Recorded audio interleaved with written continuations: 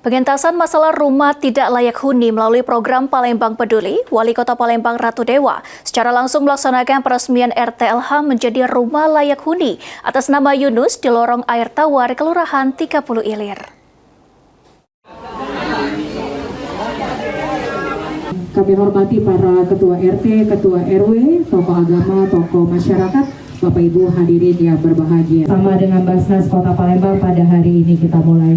Bapak Ibu hadirin. Sebagai bagian dari langkah pengentasan masalah rumah tidak layak huni melalui program Palembang Peduli yang berkolaborasi bersama Badan Amil Zakat Nasional Kota Palembang, Wali Kota Palembang Ratu Dewa secara langsung melaksanakan peresmian RTLH menjadi rumah layak huni atas nama Yunus di lorong air tawar Kelurahan 30 Ilir, Kecamatan Ilir Barat 2 pada Selasa 19 Agustus 2025.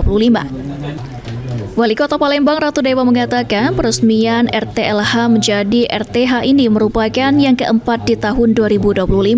Ditargetkan di tahun 2025 ini, pemerintah kota dan Basnas melalui program Palembang Peduli dapat memperbaiki 48 RTLH. Program perbaikan RTLH sendiri akan diupayakan terus dilaksanakan melalui berbagai sumber pendanaan seperti APBN, APBD, Basnas, CSR, organisasi pengusaha, dan donatur karena di Palembang terdapat 3.016 RTLH yang perlu diperbaiki. Baik, bismillahirrahmanirrahim. Allahumma sholli ala sayyidina Muhammad wa ala sayyidina Muhammad. Allahu Akbar. Di tahun 2025 ini peresmian yang keempat Pak Ustadz ya. Yang keempat, ada total di tahun 2025 ini ada 48 rumah yang akan dibedah, rumah yang tidak layak huni.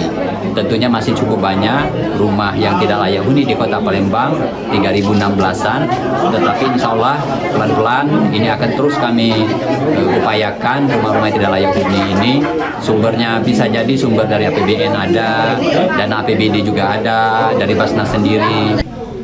Sementara itu, penerima bantuan perbaikan RTLH Yunus mengaku di usianya yang ke-60 tahun ini merasa senang karena menerima bantuan. Rumah ini sendiri sudah mengalami kerusakan sekitar 2 tahun. Pak, gimana Pak perasaannya mendapat bantuan rumah layak huni ini Pak? Ya senang lah. Senang. Udah berapa lama rusak rumahnya Pak? Dibantu ini. Oh kan rumahnya rusak udah berapa lama? Udah 2 tahun. Ini punya milik sendiri Pak? Iya. Pak sehari-hari kerja apa? Nganggur. Ibu? Kalau ada kerja bangunan.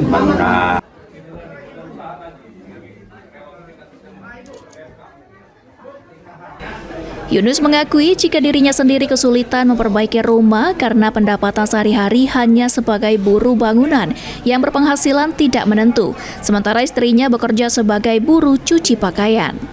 Sandi Pratama, PAL TV.